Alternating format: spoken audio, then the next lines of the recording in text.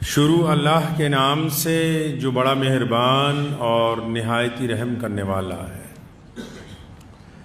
تمام حضرات سورہ فاتحہ اور درود پاک پڑھ لیجئے۔ اعوذ باللہ من الشیطان الرجیم، بسم اللہ الرحمن الرحیم، الحمدللہ رب العالمین الرحمن الرحیم مالک یوم الدین، ایاک نعبد و ایاک نستعین، ایاک نعبد و ایاک نستعین، ایاک نعبد وَإِيَّاكَ نَسْتَعِينُ اهْدِنَا الصِّرَاطَ الْمُسْتَقِيمَ صِرَاطَ الَّذِينَ أَنْعَمْتَ عَلَيْهِمْ غَيْرِ الْمَغْضُوبِ عَلَيْهِمْ وَلَا الضَّالِّينَ آمین۔ اللہم صلی علی محمد وعلی آل محمد کما صلیت علی ابراہیم وعلی آل ابراہیم انکا حمید مجید۔ اللہم بارک علی محمد وعلی آل محمد کما بارکت علی ابراہیم وعلی آل ابراہیم انکا حمید مجید۔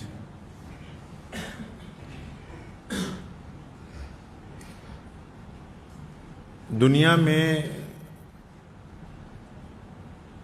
محبت ایک ایسا لفظ ہے جس کو الگ الگ زمروں میں الگ الگ لوگوں کے لیے الگ الگ طریقے کے ساتھ استعمال کیا جاتا ہے۔ اہل ایمان کے لیے حکم ہوا کہ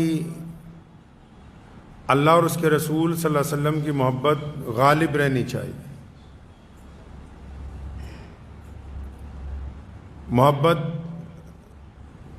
دو دوستوں میں بھی ہوتی ہے، میاں بیوی میں ہوتی ہے، بھائیوں میں ہوتی ہے، بہنوں میں ہوتی ہے، پڑوسیوں میں ہوتی ہے، رشتہ داروں میں ہوتی ہے۔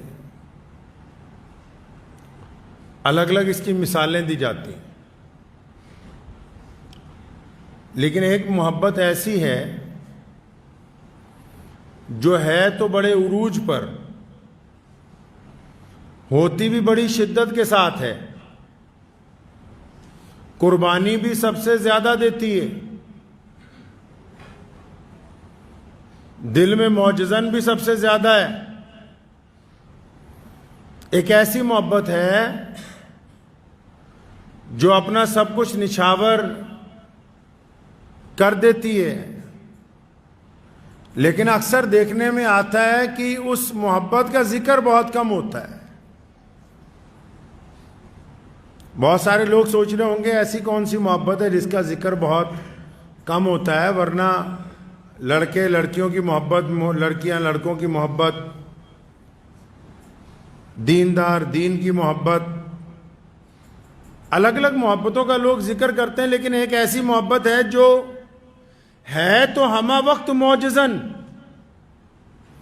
ہر وقت کام کر رہی ہے، جس کی قربانی سب سے نرالی، جس کا انداز سب سے نرالا، اور جس کی گفتگو کا انداز سب سے نرالا، اور وہ محبت ایسی ہے جو اپنے آپ کو ہمیشہ قربانی کرتی رہتی ہے، اس کے مطالبے میں کچھ وہ محبت مانگ ہی نہیں رہی۔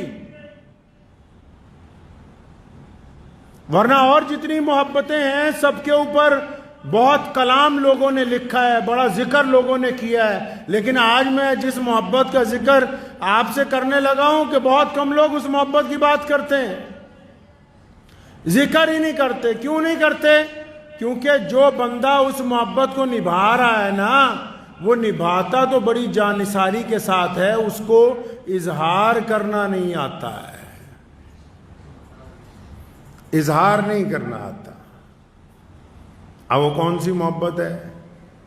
اب اپنا اپنا ذہن دوڑا رہے ہوں گے بہت سارے لوگ بھی، کون سی وہ محبت ہے؟ یہ جس محبت کا ہم ذکر آپ کے ساتھ کر رہے ہیں، یہ محبت جس کا ہم آپ کے سامنے بات کرنے لگے ہیں، یہ ماں اور بیٹے کی محبت کی بات نہیں ہو رہی، یہ بھائی اور بہنوں کی محبت کی بات نہیں ہو رہی، یہ دو دوستوں کی محبت کی بات نہیں ہو رہی، یہ کسی دیندار کی اسلام سے محبت کی بات نہیں میں کر رہا ہوں، یہ اس محبت کی بات کر رہا ہوں جس کا سب سے زیادہ، جس پر بوجھ ڈالا گیا، جس نے قربانی سب سے زیادہ دی، جس پر بوجھ سب سے زیادہ ہے، جس نے اپنے آپ کو نچھاور سب سے زیادہ کیا ہے، اور جو سارا دن کھپتا ہے اپنی اولاد کے لیے، اس محبت کو باپ کہتے ہیں جس کا ذکر لوگ کرنے کے لیے تیار نہیں ہوتے ہیں۔ یہ اس انسان کی محبت کی بات کر رہا ہوں جس کو قرآن پاک نے بیان کیا ہے، جس کے لیے نبی علیہ الصلوۃ والسلام نے تاکید فرمائی۔ آپ نے اکثر سنا ہوگا لوگ گاڑیوں پہ لکھ دیتے ہیں کہ ماں کی دعاؤں کا صدقہ، کیوں باپ نے کوئی بد دعا دی تھی؟ اکثر لوگ جو ہیں وہ میں ماؤں کی محبت سے انکار نہیں کر رہا، لیکن میں یہ بات آپ کو ذہن نشین کرانا چاہتا ہوں۔ وہ پنجابی کسی نے شعر کیا ہے نا کہ جس نے سارا میلہ لایا، مطلب اللہ تعالیٰ جس نے ساری دنیا بنائی ہے نا، وہ کہندا جس نے سارا میلہ لایا اس نے پہلا پیو ہی بنایا، مادہ پھر دوجا نمبر لایا، پیواں منگو گل نہیں بنتی۔ جس نے کائنات کو بنایا ہے اللہ نے، جس نے اس زمین کو پیدا کیا، انسان کو بنایا، اس نے سب سے پہلے کس کو بنایا؟ اس نے سب سے کسی چرندے پرندے کو نہیں، کسی درخت کو نہیں، ہواؤں کو نہیں، دریاؤں کو نہیں، ماں کو نہیں، اللہ کریم نے سب سے پہلے کائنات میں جس ذات کو پیدا کیا وہ انسانوں کا باپ ہے، وہ سیدنا آدم علیہ السلام کی ذات ہے۔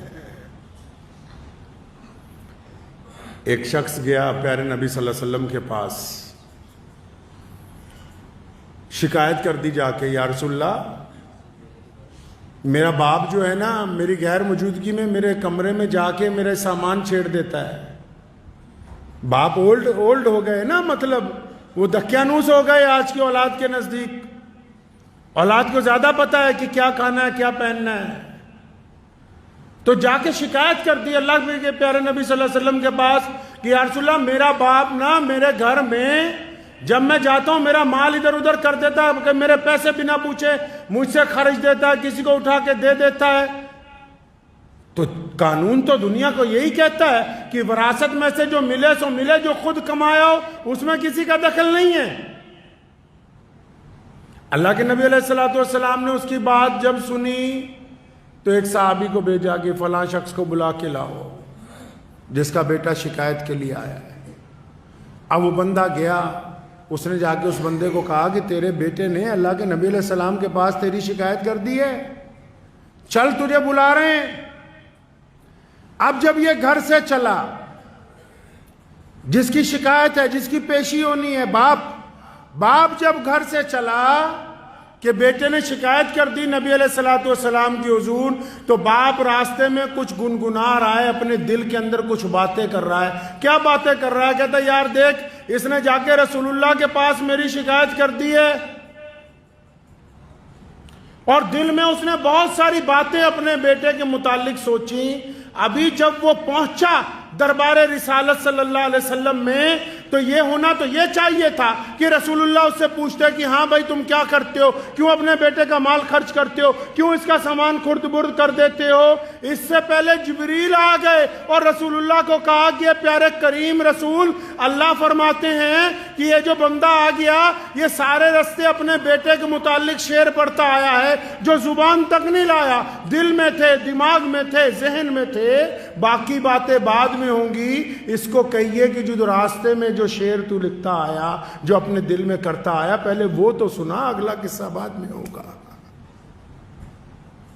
اب جب پیارے نبی کہیے صلی اللہ علیہ وسلم نے اس کو یہ بات کہی نا باپ کو کہ وہ راستے بھر کیا گنگناتے آئے، تو بڑا حیران رہ گیا۔ دوبارہ کہنے لگا کہ اشہد ان لا الہ الا اللہ وحدہ لا شریک لہ واشہد ان محمدًا عبدہ ورسولہ۔ کہنا یا رسول اللہ ایمان اور بڑھ گیا، کیونکہ جو راستے میں نے اپنے آپ سے گفتگو کی وہ تو بس میں ہی جانتا ہوں یا میرا رب جانتا ہے، آپ تک اطلاع پہنچ گئی، میں پھر گواہی دیتا ہوں کہ آپ اللہ کے سچے رسول ہیں۔ تو نبی علیہ السلام نے اسے کہا کہ اچھا بتاؤ تو صحیح تم راستے بھر کیا باتیں کرتے آئے۔ کہنے لگا یا رسول اللہ جب مجھے پتہ لگا نا کہ میرے بیٹے نے آپ کے پاس شکایت کر دی، آپ کے دربار میں پہنچ گیا، جب میں اپنے گھر سے چلا میں نے جوتیاں پہنی، اور جب میں نکلا سڑک کے اوپر میرے دل میں خیال آیا کہ عبد الرحمن جو بھی ان کا نام ہوگا، کہ تیرے گھر میں جب یہ بچہ پیدا ہوا تھا نا تیرا سر فخر سے اوپر اٹھ گیا، اور تو خوشی سے ناچتا پھرتا تھا، لوگوں کو کہتا تھا دیکھو میرے گھر بیٹا ہوا ہے۔ اس واقعے پہ مجھے کندیاں شریف پاکستان میں ایک بہت بڑی خانقاہ ہے، تو ان کے جو پیر تھے یہاں ملا پور لدھیانہ کے رہنے والے تھے، تو حضرت کو وہاں ٹیلی گرام گیا کہ حضرت آپ کے گھر بیٹا پیدا ہوا ہے۔ مجلس لگی ہوئی تھی، مریدوں کو پتہ لگا، سن 1946 کے قریب کی بات ہے، تو زار و قطار رونے لگے۔ لوگوں نے پوچھا حضرت خوشی کی بات ہے؟ فرمایا خوشی تو اس بات کی ہے نا کہ اللہ نے بیٹا دیا، ڈرتا اس بات سے ہوں کہ بڑا ہو کے کہیں میری بدنامی کا باعث نہ بن جائے، اللہ اس کا مقدر اچھا کر دے۔ تو وہ شخص نبی علیہ السلام کے سامنے کھڑا ہے، اور نبی علیہ السلام کو جبریل علیہ السلام نے پہلے سے ہی بتا دیا، کہنے لگا یا رسول اللہ میں نے یہ دل میں سوچا کہ یہ جب پیدا ہوا تھا نا سب سے زیادہ خوش میں تھا، اس کی ماں سے بھی زیادہ میں ہی خوش تھا۔ اور کہتا پھر میں نے مٹھائیاں بانٹی، لوگوں کو اپنے گھر پہ دعوت پہ بلایا کہ دیکھو مجھے اللہ نے بیٹا دیا ہے۔ اور پھر کہنے لگا کہ جب یہ چند مہینے کا تھا یہ ساری رات سوتا نہیں تھا، اس کی ماں تھک جاتی تھی، میں کندھے پہ لگا کے اس کو پھرتا تھا۔ یہ جو بچہ شکایت لے کے آیا رسول اللہ کے پاس اپنے والد کی، فرمایا یا رسول اللہ میں تو ساری رات اس کو اپنے کندھے سے اپنی چھاتی سے لگا کے اگر میرے قدم رکتے تھے یہ رونے لگتا تھا، میں پھر چلنے لگتا ساری رات۔ فرمایا یا رسول اللہ پھر ایک ایسا وقت آیا یہ بڑا بیمار ہو گیا،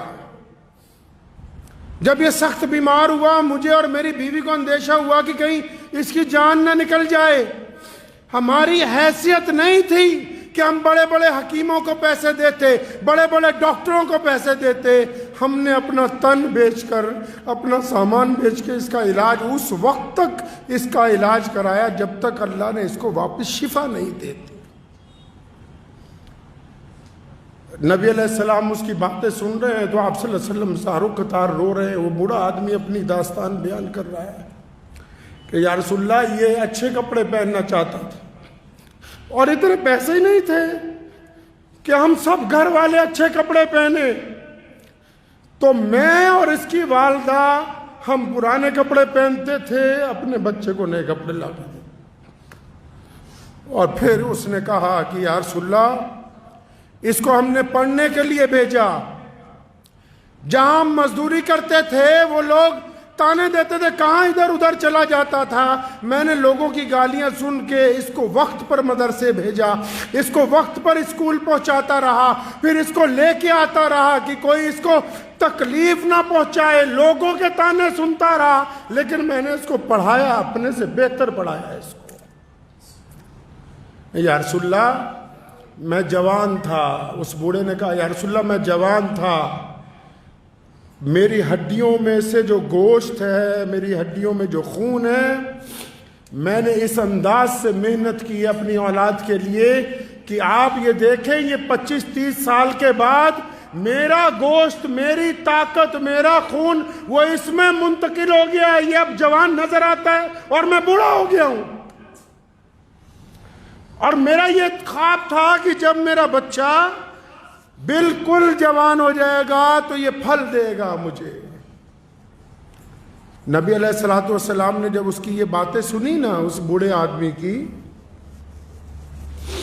تو اس نوجوان کو جو قریب میں بیٹھا ہوا تھا جس نے اپنے باپ کی شکایت لگائی تھی، اس کو یہاں سے ایسے گریبان سے ایسے پکڑا، فرمایا سن تو اور تیرا مال تیرے باپ کا ہے، تو اور تیرا مال تیرے باپ کا ہے، تو اور تیرا مال تیرے باپ کا ہے۔ فرمایا یہ جو تیری شخصیت ہے، یہ جو تیری زندگی ہے، جو کچھ تو نے کمایا ہے، بہت سارے لوگ کہتے ہیں نا اپنے باپ کو بھئی تو نے کیا ہی کیا ہے، یہ جو وجود آج کھڑا ہو کر یہ سوال کرتا ہے یہ تو نے کیا ہی کیا ہے، یہ اگر اپنی پیدائش سے لے کر اب تک کا اپنا وجود دیکھے گا تو بغیر باپ کی محبتوں کے یہ اس مقام تک پہنچ ہی نہیں سکتا تھا۔ میں مانتا ہوں کہ ماں جو ہے وہ ان بچے کو پالتی ہے، سنو دل پر ہاتھ رکھ کے، کائنات میں یہ دستور ہے اور اس سے انکار نہیں ماؤں کی محبت سے کہ ماں بچے کو پالتی ہے، لیکن باپ بچے کی پرورش کرتا ہے، اور پرورش کرنے میں اور پالنے میں بھی زمین آسمان کا فرق ہے۔ جو باپ کے دل میں محبت ہے اس کا اندازہ اللہ کے علاوہ کائنات میں کوئی دوسرا لگا نہیں سکتا ہے۔ پڑھیے قرآن پاک کے اندر ذکر ہے سورہ یوسف میں، جب یوسف علیہ السلام گم ہو گئے، ان کے بھائیوں نے ان کو خرد برد کر دیا، جب کنواں کے اندر ڈال دیا تو یوسف علیہ السلام کے والد سیدنا یعقوب علیہ السلام، بتاؤ تو صحیح ہے دنیا کے انسانوں، وہ کون ہے جس کی یاد میں سیدنا یعقوب علیہ السلام روتے رہے؟ وہ کون ہے جس کی یاد میں سیدنا یعقوب علیہ السلام کھانا بھول گئے؟ وہ کون ہے جس کی یاد میں سیدنا یعقوب علیہ السلام اتنا روئے، اتنے سال روئے کہ دونوں آنکھوں کی روشنی ختم ہو گئی؟ وہ اور کوئی نہیں، سیدنا یعقوب کے لخت جگر ان کے بیٹے حضرت یوسف علیہ السلام ہے۔ قرآن نے اس محبت کا ذکر کیا ہے، قرآن نے باپ کی اپنے بیٹے کے ساتھ محبت کا ذکر کیا ہے تفصیل کے ساتھ کہ دیکھو ایک باپ اپنے بیٹے کے لیے کیا کرتا ہے۔ دیکھا ہوگا آپ نے، اگر عام دنیا کا دستور دیکھ لیں، آپ جب ماؤں کو دیکھو گے نا، مائیں جب اپنے بچے کو اٹھاتی ہیں، میں بار بار یاد دلا دوں کہ ماؤں کی عظمت میں کوئی کمی نہیں ہے، لیکن ماں جب اپنے بچے کو اٹھاتی ہے وہ اس کو گود میں اٹھاتی ہے، ماں جب اپنے بچے کو اٹھاتی ہے اپنی کمر کے ساتھ لگاتی ہے، لیکن باپ جب اپنے بیٹے کو، باپ جب اپنی بیٹی کو، باپ جب اپنی اولاد کو اٹھاتا ہے تو ان کو اپنے کندھوں پر بٹھاتا ہے۔ کیوں؟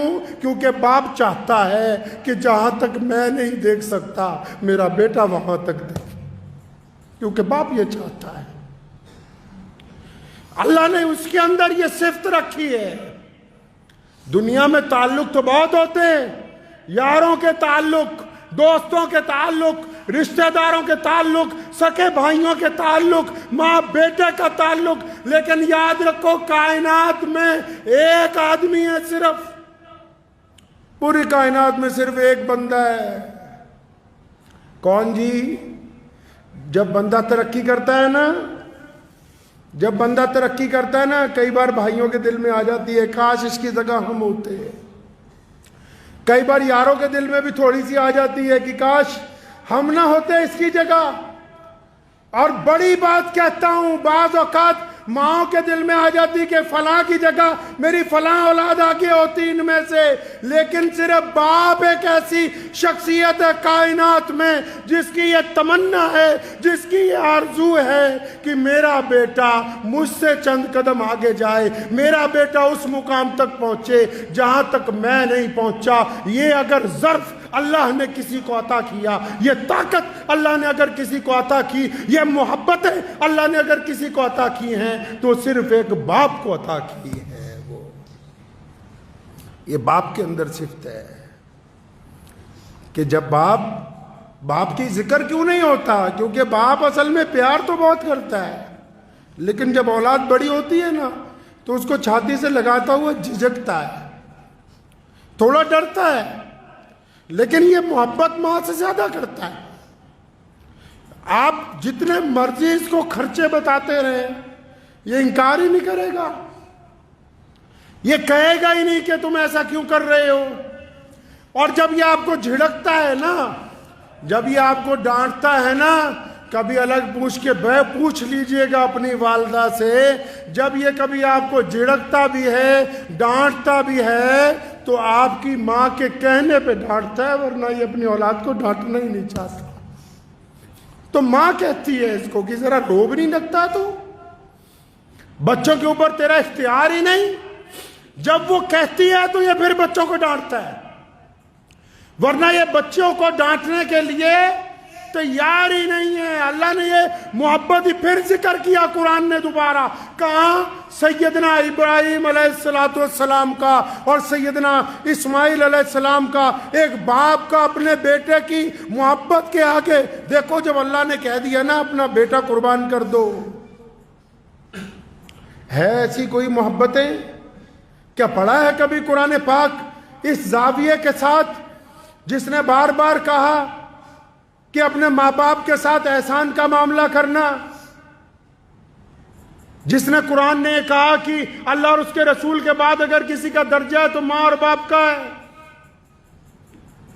جہاں سیدنا یعقوب علیہ السلام اپنے بیٹے کے لیے روتے ہیں اور سیدنا ابراہیم علیہ السلام اپنے بیٹے کو لے کے قربان کرنے کے لیے جاتے ہیں، قرآن نے دکھایا کہ دیکھو ایک باپ اپنے بیٹے کے لیے اتنا رویا، آنکھیں چلی گئی، اور اس بیٹے کو دیکھو کہ ایک باپ نے ایک دفعہ کہا کہ بیٹا تجھے اللہ کے راستے میں قربان کرنا ہے، بیٹے نے اف تک نہیں کی، اپنے باپ کی رضامندی کے اندر شامل ہو گیا۔ قرآن نے باپ اور بیٹوں کی محبت کا خوبصورت ذکر اپنی آیتوں کے اندر کیا ہے۔ یہ وہ رشتہ ہے، یہ وہ تعلق ہے جس کا لوگ ذکر ہی نہیں کرتے، بتاتے ہی نہیں۔ ہمیشہ یاد رکھیں کہ جب تک بہت سارے لوگ ایسے ہیں اللہ جن کے والدین زندہ ہیں، پیارے کریم رسول صلی اللہ علیہ وسلم نے، ابو داؤد شریف میں حدیث ہے، نبی علیہ السلام نے فرمایا کہ جس نے اپنے باپ کی طرف، اپنی ماں کی طرف پیار والی، محبت والی نگاہ ڈالی، محبت سے جس نے دیکھا اپنے باپ کو، اللہ ایک حج یا عمرے کا ثواب عطا فرمائے گا۔ جس نے محبت کے ساتھ اپنے والدین کو دیکھا، اب جن لوگوں کے والد موجود ہیں، جن کا باپ گھر کے اندر موجود ہے، جن کو ایسا لگتا ہے کہ اس میں کچھ تلخی آ گئی، تو قرآن نے یہ کیوں کہا کہ جب ماں باپ بوڑھے ہو جائیں تو ان کے آگے اف نہ کرنا؟ اسی لیے کہا کہ جب یہ بوڑھے ہو جائیں گے ان کا مزاج تھوڑا تلخ ہو جائے گا، ان کا مزاج تھوڑا خراب ہو جائے گا، بڑھاپے کی وجہ سے ان کو پریشانی آ جائے گی، لیکن تم نہیں اف کرنا۔ اچھا، جب تک انسانوں کی بھی ایک فطرت ہے، جب تک نعمت اپنے ہاتھ میں ہو تو اس کی ہم قدر، جب تک نعمت ہاتھ میں ہو اس کی قدر نہیں کرتے، اور اگر نعمت ہاتھ سے چلی جائے تو، نعمت ہاتھ سے چلی جائے تو پھر یاد کرتے کاش ہمارے پاس یہ نعمت ہوتی۔ جن لوگوں کے ماں باپ ان کے پاس ہیں، سنو دل کو تھام کے، میں آپ کو ایک قصہ سناتا ہوں۔ جس دن نبی اکرم صلی اللہ تعالی علیہ وسلم نے مکہ المکرمہ کو فتح کیا، اس رات وہ اپنی بہن سیدنا ام ہانی رضی اللہ تعالی عنہ کے گھر گئے ہیں۔ پیارے نبی صلی اللہ علیہ وسلم ام ہانی کے گھر پہنچے تو رات کا وقت ہے، پوچھا کھانے کے لیے کچھ ہے؟ یا رسول اللہ کچھ نہیں، ایک باسی روٹی ہے۔ سرکے کے ساتھ باسی روٹی نبی علیہ السلام کو پیش کی گئی۔ اب جب وہ باسی روٹی نبی علیہ السلام نے کھائی تو جب بستر لگ گیا تو اللہ کے نبی صلی اللہ علیہ وسلم نے اپنی بہن، جو چچا زاد بہن ہے آپ صلی اللہ علیہ وسلم کی، حضرت ام ہانی رضی اللہ تعالی عنہ، ان کو یہ نہیں کہا کہ اب آرام کرنا ہے، عمر بھی بہت بڑی تھی نبی علیہ السلام سے، 20-25 سال بڑی تھی، ان کو اپنے سامنے بٹھایا، فرمایا ہانی یہاں بیٹھو نا میرے پاس۔ سامنے بیٹھ گئی ام ہانی۔ اب جب ام ہانی سامنے بیٹھ گئی ہے نا، اس رات جتنی گفتگو ہوئی ہے وہ دینی مسائل پر نہیں تھی، عبادت پر نہیں تھی، حقوق العباد پر نہیں تھی۔ ہم تو جو جس کام کا ٹھیکیدار بن گیا، دین کا ٹھیکیدار ہے، دین کی باتیں کرے گا، کاروباری ہے تو کاروبار کی باتیں کرے گا، سیاستدان ہے تو سیاست کی باتیں کرے گا۔ نبی علیہ السلام نے اس رات کیا بات کی؟ حضرت ام ہانی رضی اللہ تعالیٰ عنہ جب سامنے بیٹھی ہیں، اس میں سے صرف گفتگو کا مختصر حصہ میں آپ کی گوش گزار کرنا چاہتا ہوں۔ ام ہانی جب بیٹھ گئیں، آپ کے جو بھانجے وغیرہ تھے وہ بھی ساتھ میں بیٹھ گئے، تو کریم رسول صلی اللہ علیہ وسلم نے جو اپنی گفتگو شروع کی تو فرمانے لگے، ہانی آپ تو عمر میں مجھ سے بڑی ہے نا؟ یہ کون کہہ رہا ہے؟ کون کہہ رہا ہے جی؟ پیارے پیغمبر صلی اللہ علیہ وسلم۔ سنو، فرمایا ہانی آپ تو مجھ سے عمر میں بڑی ہیں نا؟ جی یا رسول اللہ میں آپ سے بڑی ہوں۔ اور نبی علیہ السلام کی آنکھوں میں آنسو آ گئے۔ فرمایا ہانی یہ تو بتا، میں جب پیدا ہونے والا تھا 2-3 مہینے پہلے میرے والد حضرت عبداللہ کا انتقال ہو گیا، وہ اس دنیا سے چلے گئے، تو میں تو اپنا پیو نہیں تکیا، تم تو بتاؤ، تم نے میرے والد سیدنا عبداللہ کو دیکھا تھا، میرے ابو نظر کیسے آتے تھے؟ بتاؤ مجھے آج کی رات۔ فرمایا بتاؤ صحیح ان کا چہرہ کیسا تھا، ان کے خد و خال کیسے تھے، بولتے کیسے تھے، چلتے کیسے تھے۔ اور ام ہانی نے پھر سیدنا عبداللہ کی عظمت بیان کی ہے اور ان کی شرافت بیان کی ہے، ان کا قد و کاٹ بیان کیا، ان کی خوبصورتی بیان کی۔ نبی علیہ السلام اپنے والد کو یاد کرتے اور آپ صلی اللہ علیہ وسلم آپ دیدہ ہو جاتے ہیں کہ میں نے اپنے باپ کو نہیں دیکھا۔ بہت سارے لوگ مدینے جاتے ہیں، اللہ تعالیٰ آپ سب کو بھی لے جائے کہیں آمین، لیکن بتھیروں کو نہیں پتا ہوگا میرے آقا صلی اللہ علیہ وسلم 6 سال کی عمر میں بھی مدینہ گئے تھے۔ میرے آقا صلی اللہ علیہ وسلم 6 سال کی عمر میں مدینہ گئے تھے۔ تو مدینہ کیا کرنے گئے تھے بھائی؟ مدینہ کیا کرنے گئے تھے؟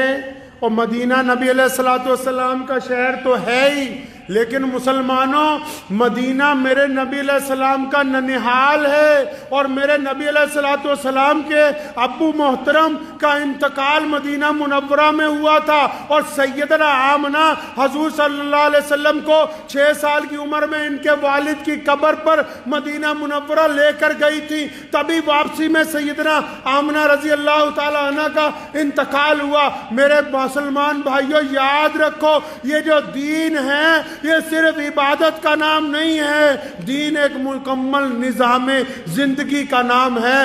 کائنات کا مالک ہو، پوری دنیا کے لیے رحمت ہو، پورے عالم کے لیے ختم نبوت کا تاج پہن کے آئے ہوں، اور پوری دنیا کی سرداریاں جن کے قدموں میں رکھی گئی ہوں، وہ فتح مکہ کے دن اس رات کو اگر یاد کرتے ہیں تو اپنے باپ کو سب سے پہلے یاد کرتے ہیں۔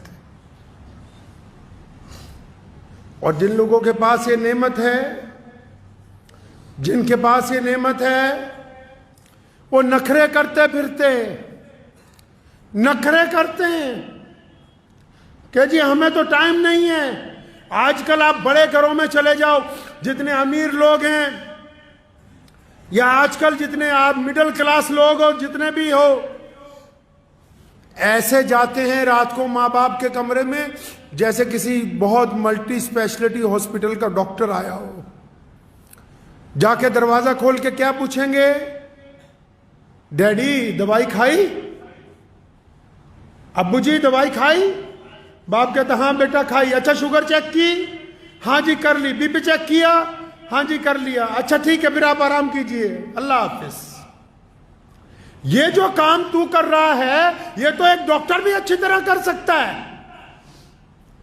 یہ جو آپ نے کام پکڑا لوگوں نے کہ باپ کے کمرے میں گئے، ماں کے کمرے میں رات کو گئے اور جا کر کہا کہ اچھا دوائی کھائی کہ نہیں کھائی، بلڈ پریشر چیک کیا کہ نہیں کیا، یہ تو ایک ڈاکٹر بھی اچھی طرح کر سکتا ہے۔ تمہارا کام کیا تھا کہ رات کو جا کے اپنے باپ کے پیر دباتے، اپنی ماں کے پاؤں دباتے، اس کے پاس وقت گزارتے، ان کا مشورہ مانتے۔ پیسوں کی دنیا محتاج نہیں ہے، ماں باپ کو تمہارے پیسے سے کچھ نہیں لینا۔ کون سے پیسے کی بات کر رہا ہے؟ کس پیسے کی بات کرتا ہے؟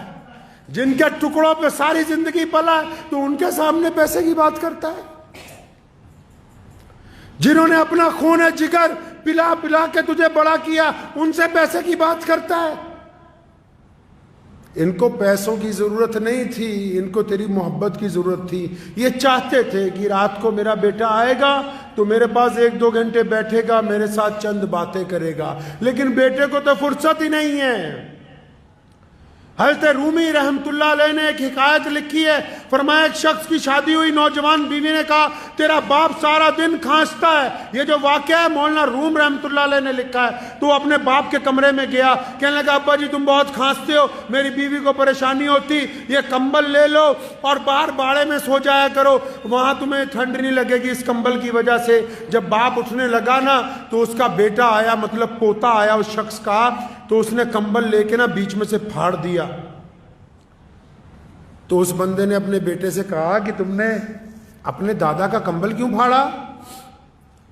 کہنے لگا ڈیڈی اس کمبل کو اس لیے پھاڑا ہے کہ کل کو جب تو بڈھا ہو جائے گا نا، کھانسے گا، تو تجھے بھی تو اس باڑے میں بھیجنا ہے، تو اس وقت دوسرا کمبل کہاں سے لاؤں گا، اس لیے آج آدھا کمبل تیرے لیے رکھ رہا ہوں۔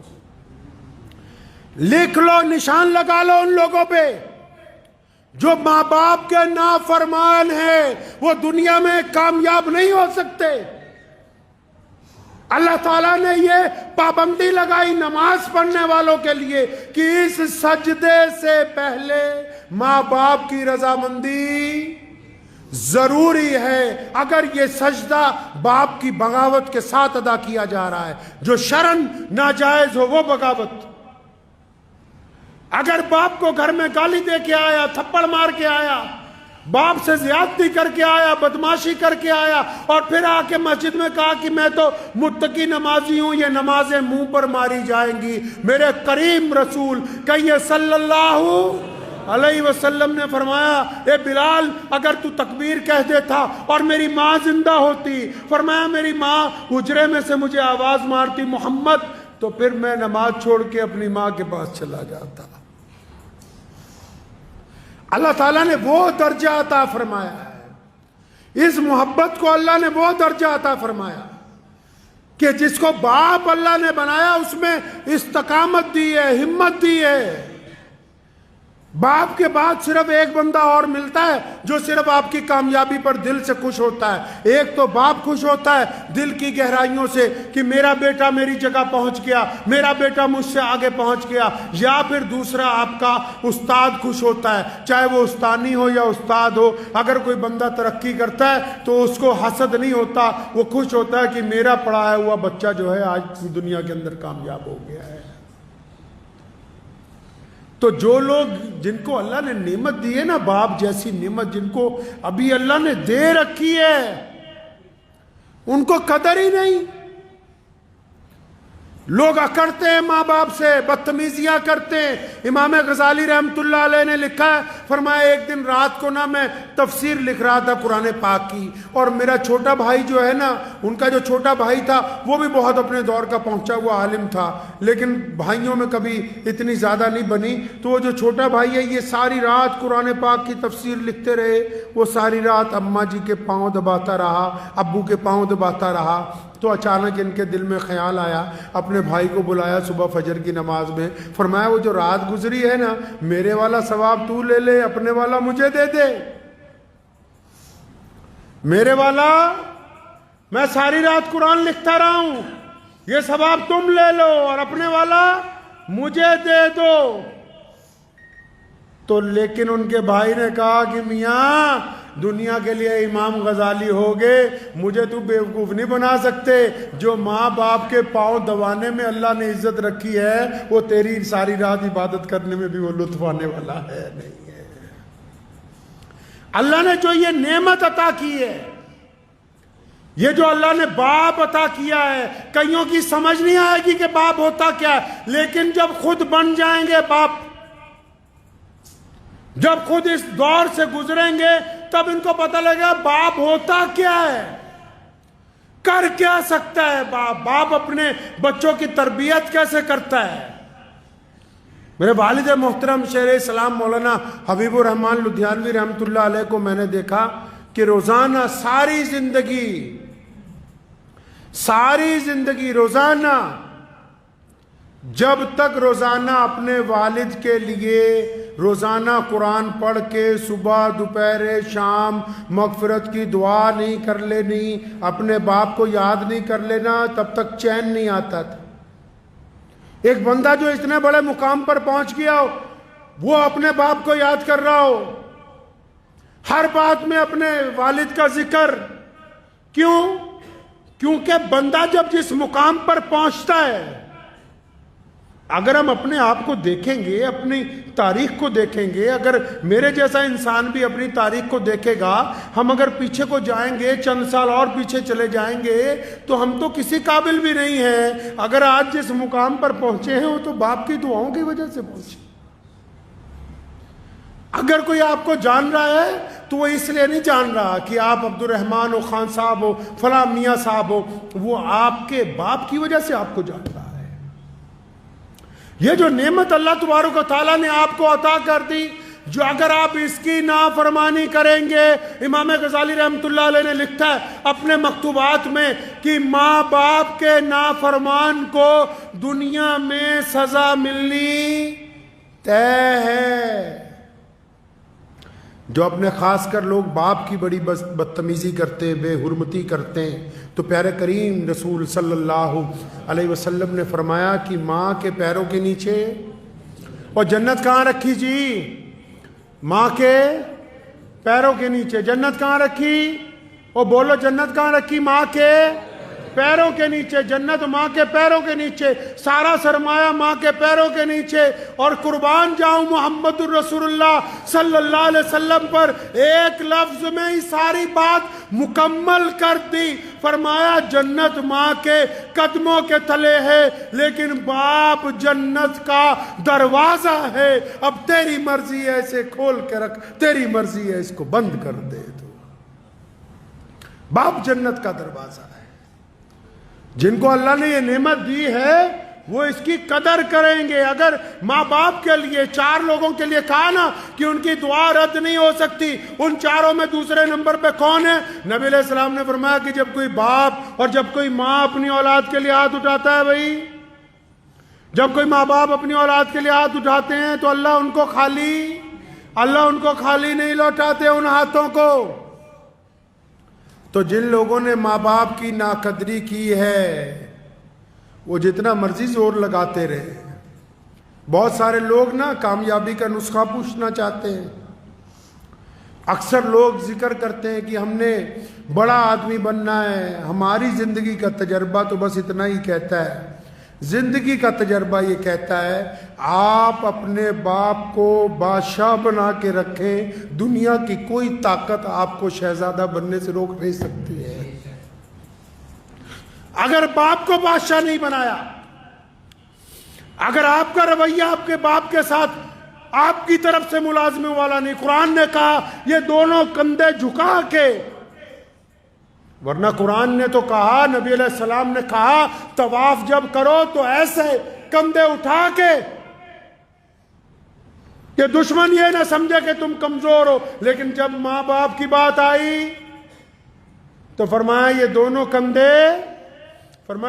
کندھے جھکا کے اپنے ماں باپ کے سامنے بڑی عاجزی کے ساتھ، بڑی انکساری کے ساتھ ان کے ساتھ پیش آؤ، کیونکہ یہ ایک ایسی دولت ہے جس دن آپ کے ہاتھ سے چلی جائے گی آپ یاد کرو گے آپ کو ملے گی نہیں،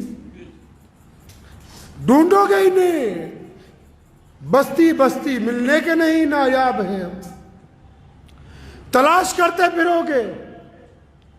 کچھ باتیں ایسی ہوتی ہیں جو ایک بیٹا صرف اپنے باپ سے کر سکتا ہے، دل کی تختی پہ لکھ کے لے جائیے۔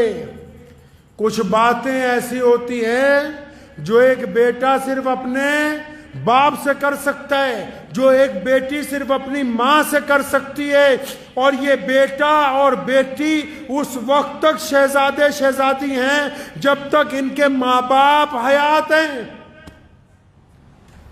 اور اگر یہ نہیں ہوں گے، یہ تمہیں خام خیالی میں ڈالتے ہیں دنیا والے کہ ماں باپ کو اولڈ ہوم پہ ڈالاؤ۔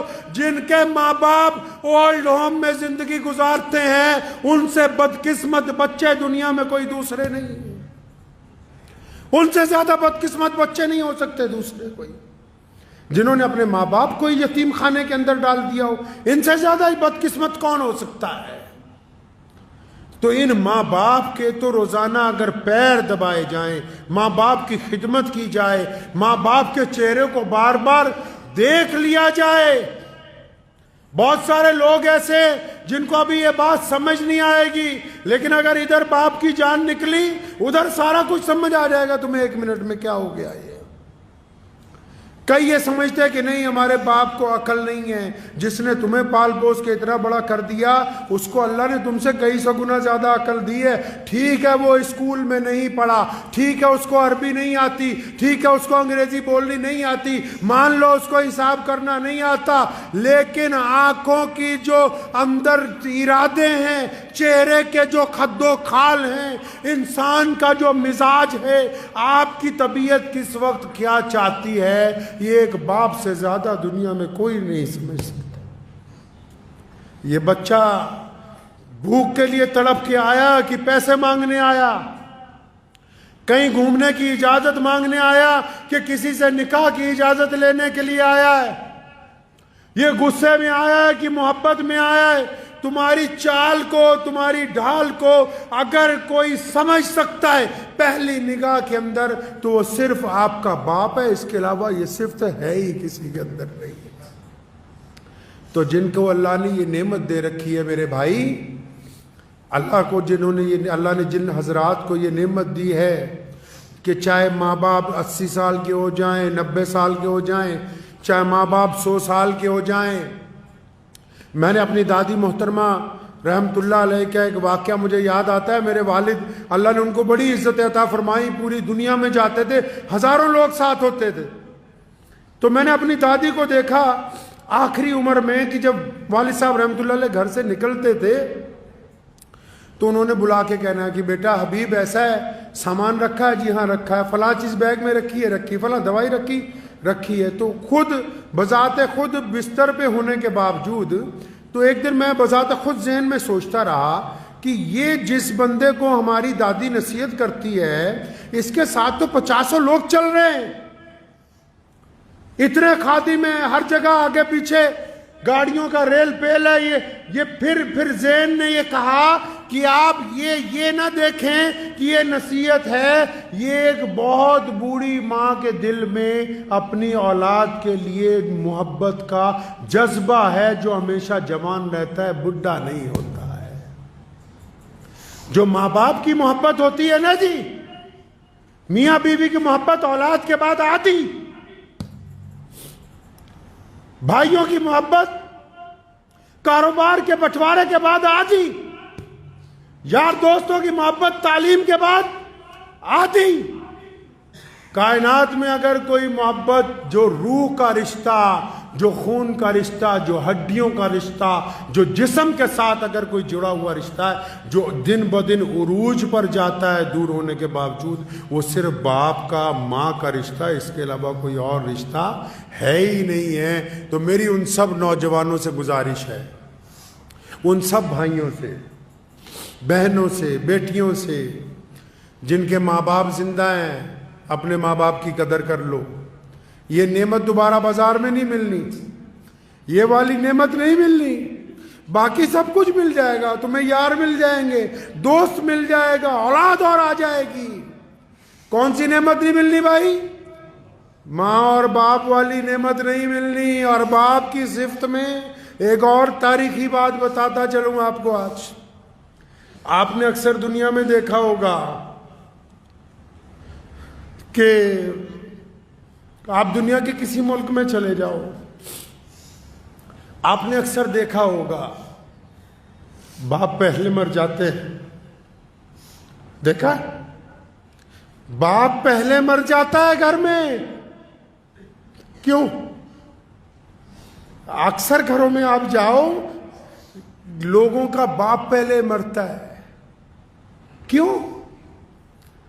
اس پر بوجھ ہی اتنا ڈالا گیا ہے، اس کے کندھوں پر بوجھ اتنا ہے، اور اللہ نے اس کو طاقت ایسی دی ہے کہ یہ اپنے غم رو کے دردناک طریقے سے نہ اپنی پریشانی اپنی بیوی کو کہتا ہے، نہ اپنی پریشانی اپنی اولاد کو کہتا ہے۔ اس لیے باقی رشتے والے لمبی عمریں گزارتے ہیں، لوگوں کا باپ زیادہ دیر زندہ نہیں رہتا ہے۔